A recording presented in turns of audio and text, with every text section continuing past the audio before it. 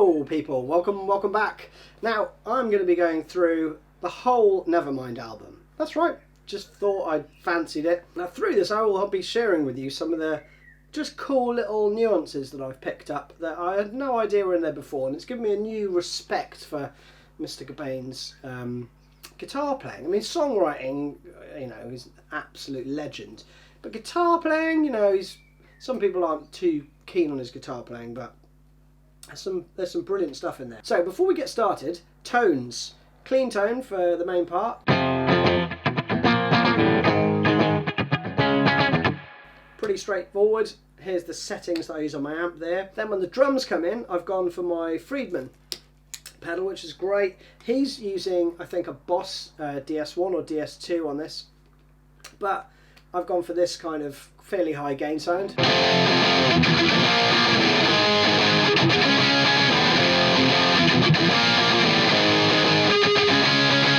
So you can see it's quite trebly. There's not much bass in there, and the gain's quite high. But there's a tight setting on the Friedman, which basically I don't actually know exactly what it does, but it just makes it a bit of a woollier distortion, for want of a better word. I will look up what that does so I can give you a better explanation next time. But that's what I've gone for there. Now the other part is a chorus, so I've gone for a tri-chorus on my trusty line 6.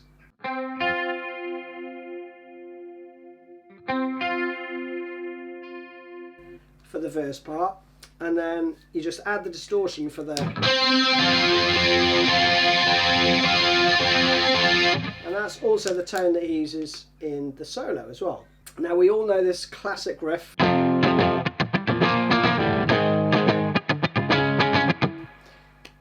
but do we? I thought I did, and I didn't. Now these are subtle changes, right? If you've been playing it the whole time,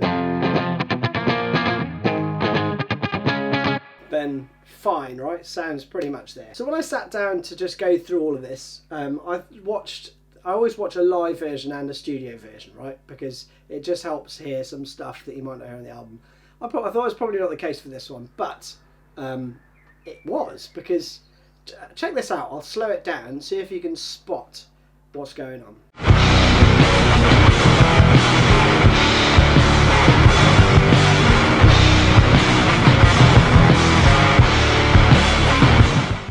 Did you see that? Upstrokes. He plays the first and the third chord with upstrokes.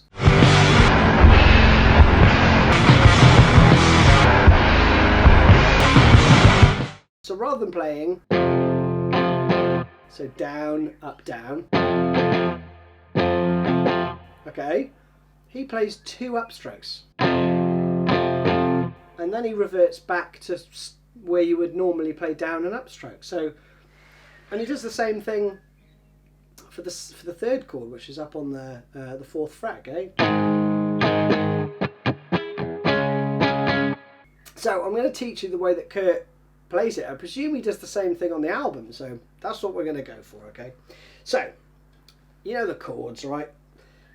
But the first 2 are going to be up, then down.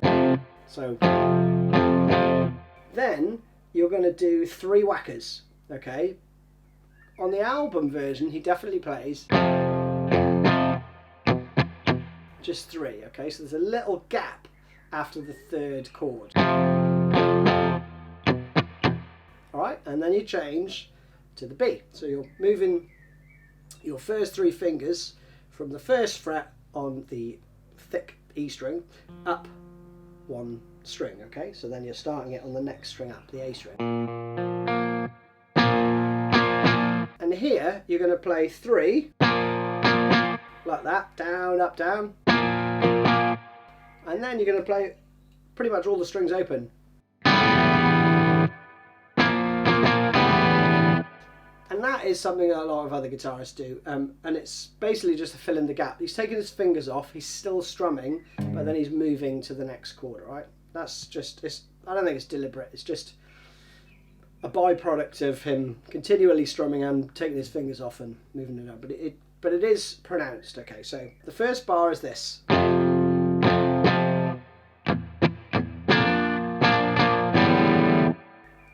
again.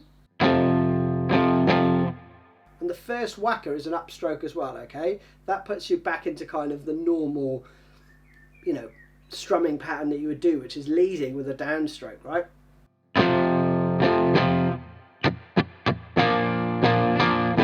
Now here's the tricky bit. When you get to the second bar and you start playing, at that point you're going to go to a downstroke for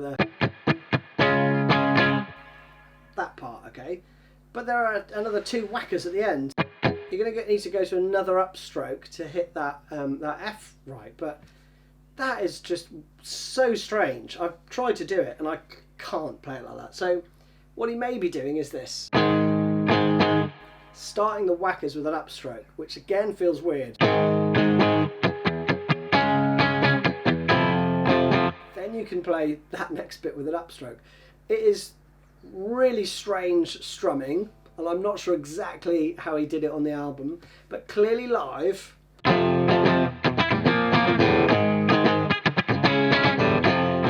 so I think what he probably does live is maybe a combination, right? So I think some of the time he's doing upstrokes, some of the time he's doing downstrokes. So very strange, but I thought I'd share that with you. So the next riff is the same, just with distortion. And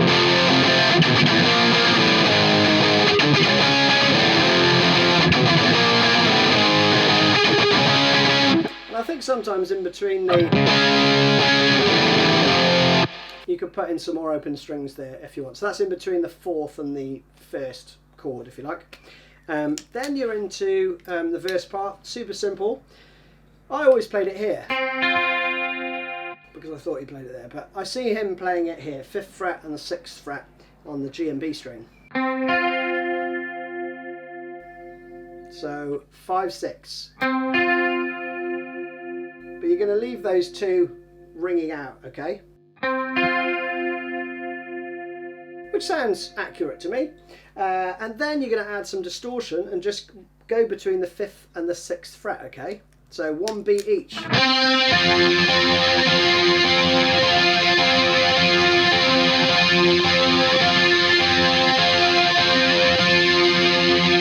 then when you go into the chorus, I think you take the chorus off, the chorus effect off for the chorus, which is odd.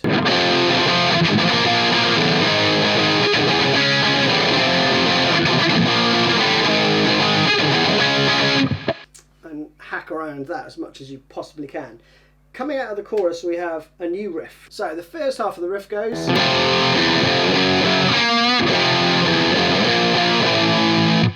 Okay, so you're going to play the first part of that riff again.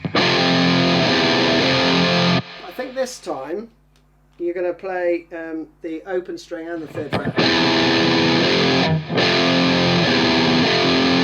And you go up to the 6th fret, play that twice, and down 1 fret. Then you repeat around,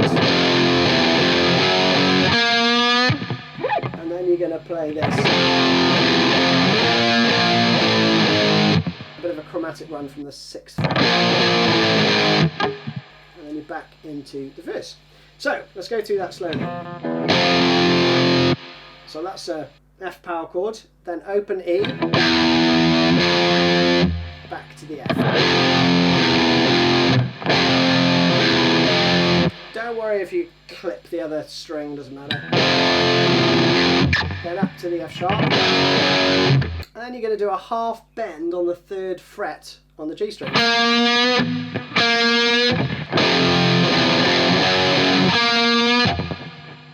Awesome.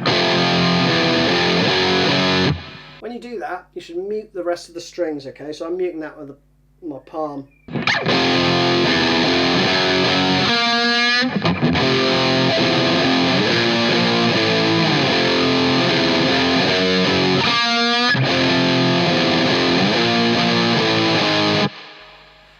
And then you're into... So hopefully that's enough on that. I'll play it very, very slowly for you.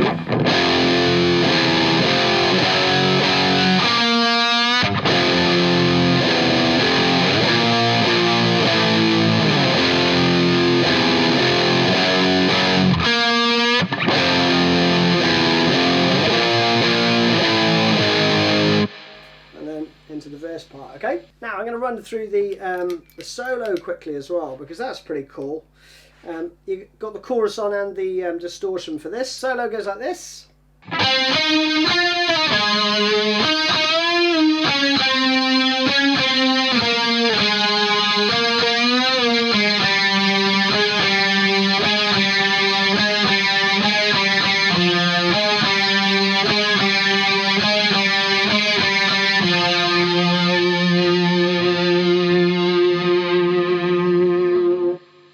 Brilliant stuff. So, starts on the 10th fret on the D string. And you're going to play that with your third finger, so you can 10, 8, 10, yeah? Then you're going to slide down to the 7th fret on the D string. So, you might hear that.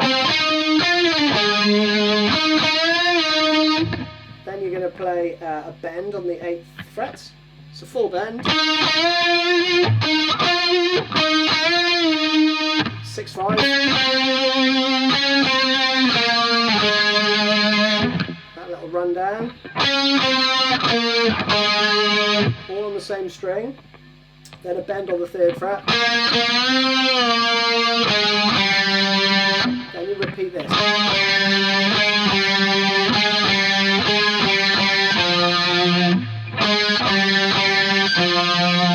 Okay, and then you repeat that round again.